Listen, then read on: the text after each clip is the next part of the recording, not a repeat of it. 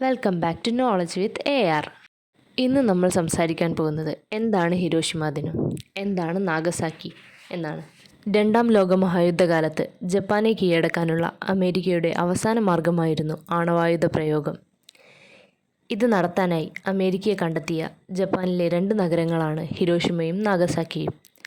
ലോകത്ത് ആദ്യമായി അണുബോംബ് വർഷിച്ച സ്ഥലമാണ് ഹിരോഷിമ. 1945 ആഗസ്റ്റ് 6 രാവിലെ 8:15 ഹിരോഷിമയിൽ ആണവായുധ പ്രയോഗം നടന്നത്. ഇതിൻ്റെ ഓർമ്മയ്ക്കായാണ് ആഗസ്റ്റ് 6 ഹിരോഷിമ ദിനം ആചരിക്കുന്നത്. അമേരിക്കൻ വ്യോമസേനയുടെ B-29 ബോംബർ വിമാനമായ എനോള ഗേയിൽ നിന്നാണ് ബോംബ് പ്രയോഗിച്ചത്. ലിറ്റിൽ ബോയ് എന്നായിരുന്നു ബോംബിൻ്റെ പേര്.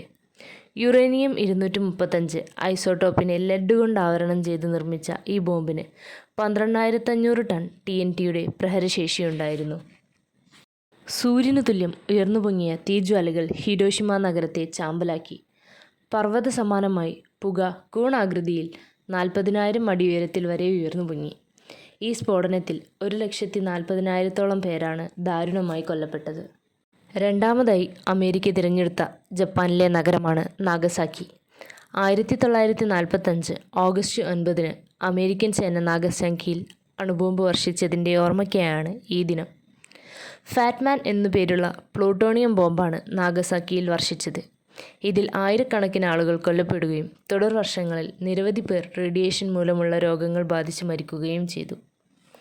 ആഗസ്റ്റ് 6 ഹിരോഷിമയിലും പിന്നീട് ഓഗസ്റ്റ് 9 നാഗസാക്കിയിലും അമേരിക്ക നടത്തിയ അണുബോംബാക്രമണങ്ങൾ രണ്ടാം ലോകമഹായുദ്ധം അവസാനിപ്പിക്കുന്നതിൽ നിർണായക പങ്കുവഹിച്ചു.